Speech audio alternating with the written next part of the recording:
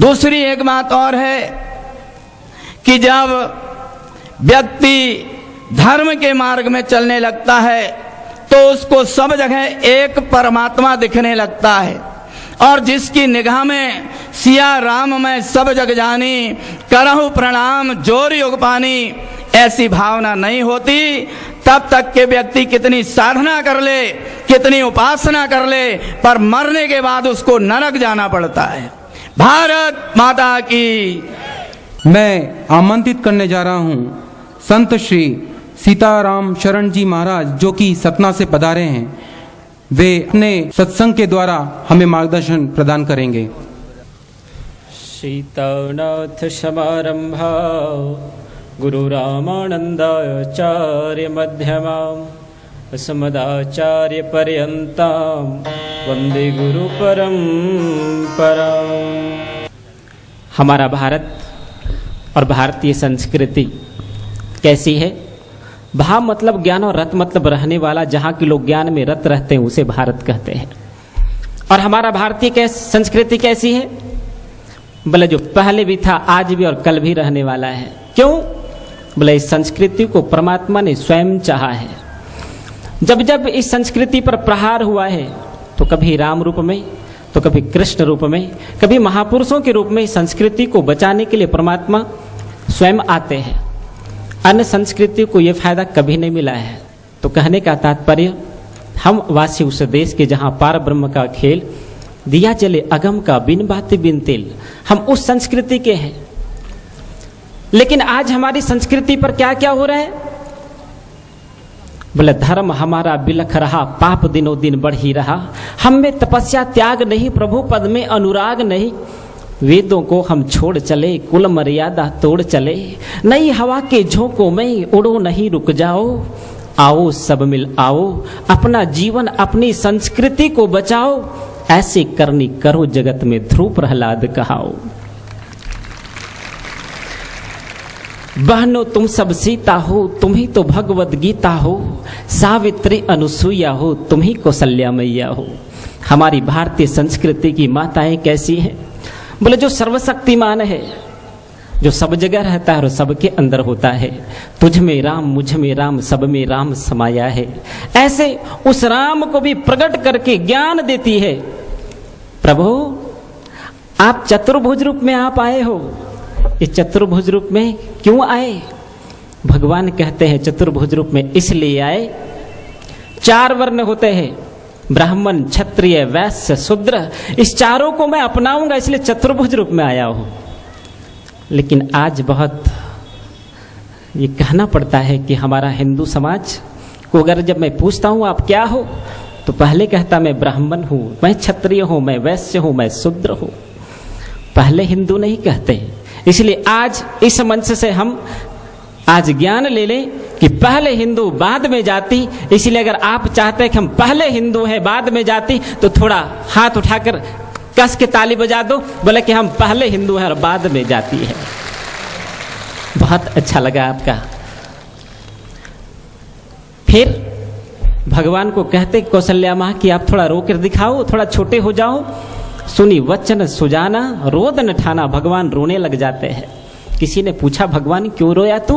बोला इसलिए भक्तों ने मेरे लिए खूब रोया है, इसलिए अब नहीं रोना पड़ेगा। तो आप में तो वो शक्ति और सामर्थ्य है कि परमात्मा को भी प्रकट करके ज्ञान देने की क्षमता हमारी भारतीय संस्कृति की माताओं में है। इसलिए बहनों तुम सब सीता हो, तुम ही तो भगवत गीता हो, सावित्री अनुसुईया हो, तुम ही कौशल्या मैया हो, तुम ही यशोदा मैया हो। फैशन में मत बहा करो, नारी धर्म में रहा करो, सावित्री अनुसुईया बनकर मीरा सबरी बन दिखलाओ, आओ सब मिल आओ, अपनी संस्कृति और अपने देश को बचाओ, ऐसे करनी करो जगत में ध्रुव प्रहलाद कहाओ। आज चारों तरफ से हमला हो रहे हमारे संस्कृति के ऊपर, आज हमारे भारत के ऊपर। क्यों? बोला हमारी संस्कृति में कोई राणा प्रताप बन जाता है तो कोई शिवाजी बन जाता है, कोई ध्रुव बन जाता है तो कोई प्रहलाद बन जाता है।